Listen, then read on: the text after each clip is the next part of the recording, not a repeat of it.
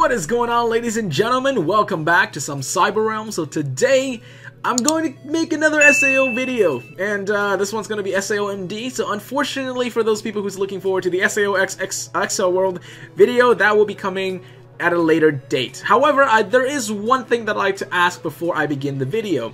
Now, this is more of a vote. I know I could have just made a vote back on the channel, but I thought why not incorporate it into the video.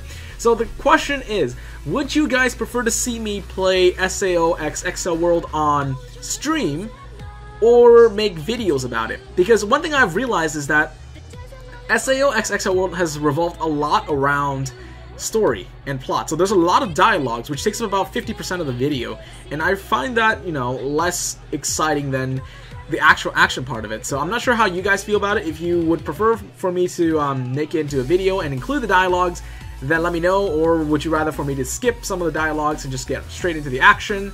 Then also let me know. But if you prefer to see the whole thing in stream, that's also a possibility. So just let me know down in the comments what you guys would prefer, and I will make that a reality. So now let's get on to today's, I guess, opinion about the new banners. I know a lot of people have already done it. I just decided to hop on the bandwagon now because I've been quite busy for the last week. But luckily for me, I have the entire week off. So, you know, expect constant content coming from me for the week, for the upcoming week. And then I'm back to class again, so it feels bad. Anyways, so we are given two new banners in SAO. The Strong Will to Go Beyond, as well as the Valentine's, Lured Fairy into the Netherworld. So I'm guessing I'm going to call these guys, since they're kind of an alternative persona. I don't want to rip off a Fate Go and say they're alters. I actually was about to call them Dusk, or sorry, I was about to call them dark versions, dark forms. But dark kind of is an element, and I didn't really want to use that, so I decided to settle with Dusk. So these are the Dusk characters, not to be confused with Dust, because, you know, they sound alike. Anyways, so let's review the Strong Will to Go Beyond. I've done a little bit of looking into myself already. So first of all, we got the path you choose Kirito. He's got a base attack value of 4,052 with a crit value of 3,006, along with Yu-Gi-Oh with 4,027 with a critical attack, critical of 3,090. So at a glance, just based off attack values on base, Kirito actually has a little bit more, just a tad bit more, but Yu-Gi-Oh has a bit more critical chance.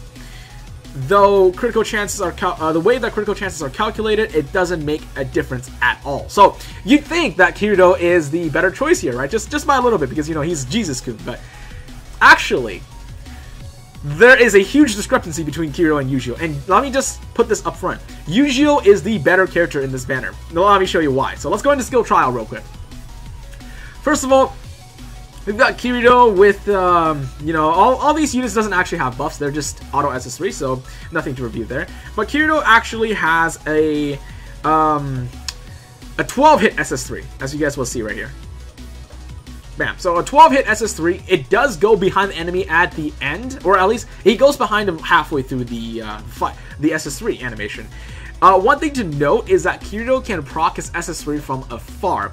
However, only the first part will not connect, but the latter part will, depending on your distance away from the enemy. So, if I go a set amount of distance, let's say this far away, he will do his SS3, but it won't hit, but he will teleport behind the enemy for the second part of his SS3, which will land the other half.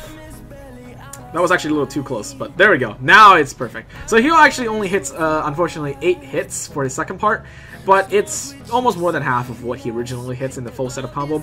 But as you guys will see here, if I walk to the very, very edge of the screen, he will not be able to land any at all. So it is a limited range. However, you can't proc it from afar if you just happen to want that 8-hit combo. That is important to note. And what else was there?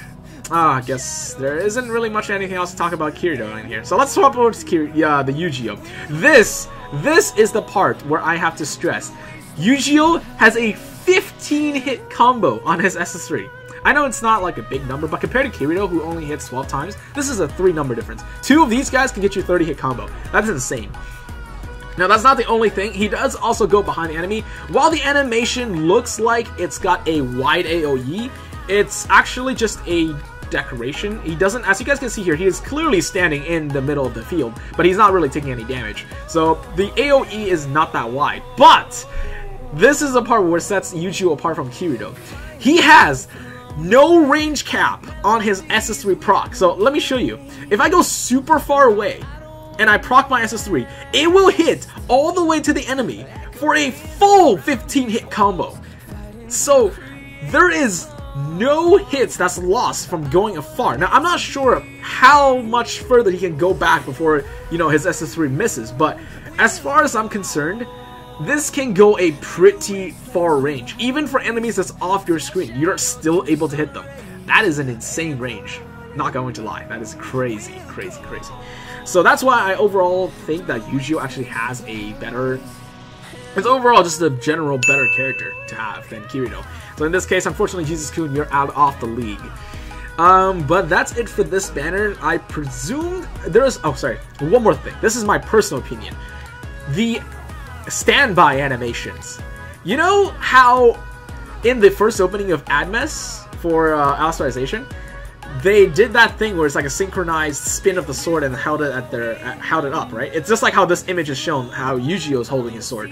They did a combination of that. I was actually expecting them to have the standby animation of that because it looked absolutely insane. Everybody loved it back in the first episode. It was just like the synchronization was beautiful. It was just beautiful. One thing that's only the only thing to describe it. And I was kind of disappointed by this. It didn't really, you know, it didn't really listen to the heart of the viewers. That would have been a really nice one to have. But moving along here, let's move on to the Lurid Furies in the Netherworld. So I did an attempt on this banner multiple times on single scouts. Yes, I did single scouts. I did like, I think 3 times. I failed every single one. So let's not talk too much about that. Okay, so looking at the base stats, we've got Shinon here, the Dusk Shinon with 4,093 base attack, and Silica with a base attack of 4,117. So Silica already has a lead on this. The critical chance, not too much of a difference. The bow has 3,700 and the dagger actually has 3,790. So in both cases, the critical and the attack award goes to Silica. However, we all know daggers are not to be trusted, but there is a difference here. So let me go into the game and show you guys. So Shinon will hit a 13-hit SS3 for her full combo. And it is important to note that her SS3 can be procced from afar. However, there is a limit. As in, how many hits you will get. You won't get the full combo. You will miss 2 combos, but you will actually end up with 11 hits. That's how many hits you will get. What I speculate is the first 2 hits come from her kind of flying off and teleporting to the enemy. So, as you can see here, when you initiate the animation, she kind of dashes and then flies off in a diagonal direction. I'm assuming there's 2 hits involved in there, which is actually missed by the combo when you go far away. Now, with that, there is no range cap, so meaning you can spam it from anywhere, any lane, and you'll be able to get up to the enemy because it teleports. And it also ends up behind the enemy, so which is a great plus.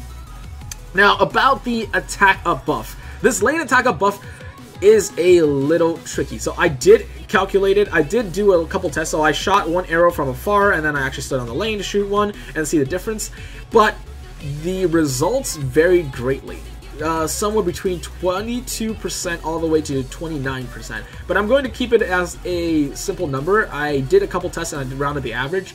They averaged to 25%. So I'm just guessing that the lane buff actually does provide a 25% bonus attack benefit to everybody who's standing inside it. However, as you guys all know, most of the characters involved with buffs actually have a skill slot that further increases their buff. So I'm guessing if she has that buff, it will further enhance her SS3 attack to maybe 30%, which is a huge plus if you think about it. So I'm not quite sure what the original Rose Wedding Asana's attack up values were, but I believe this is on par, if not better, than the original. Anyways, let's move on to Silica now. So Silica has a total of 14 hit SS3, so 1 more than Shinon. And same thing, we still get the boost of 25%, there's no difference there. However, it is important to note that her SS3 also teleports, but it has a limited range. So as you guys can see, she oh well, actually she hit some of it. But if I were to go far away, as in like super far, she actually does end up missing parts of her SS3.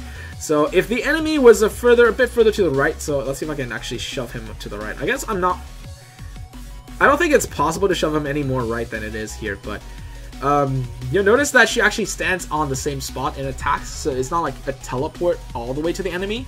So, meaning if the enemy's further away, you'll actually not end up hitting the enemy at all. At least when I tested it, was not the case. But if you were to, say, a little bit closer, not all the way to the edge, then yeah, you will definitely be able to teleport and do a partial of your SS3. Only 12. Once again, the dashing off from the ground actually does provide a couple hits, which isn't too big of a difference, if you think about it, but it is still important to some people. Those 2 hits could mean the difference of whether you reach a combo number or not. But anyways, that is the overall evaluation of the characters. But who I think would have been better on this one, I would definitely have to go with the Shinon, since her SS3 is once again similar to Yujio's with an insane cap difference. But to each of its own, to everyone to himself has their own opinions. Shinon obviously has lower attack and lower crit chance, and she also has 1 less hit count than Silica, but her SS3 could definitely come in handy, particularly because she's a bow character. The fact that you can go behind them and go at any range to engage them from is a quite nice thing to have. Now that's my jurisdiction on these characters, and that's it from me. So let me know what you guys think about this video, and I'm gonna go start working on the SAO XL world soon. And with that, I can't scout today, but I will be making another scouting video very soon. So like I said, I quit whaling, but I will still whale from time to time. And I'm pretty sure there will be a banner coming up very soon, which is to my liking. Anyways, guys, that's all from me. I'll see you guys in the next one. Peace!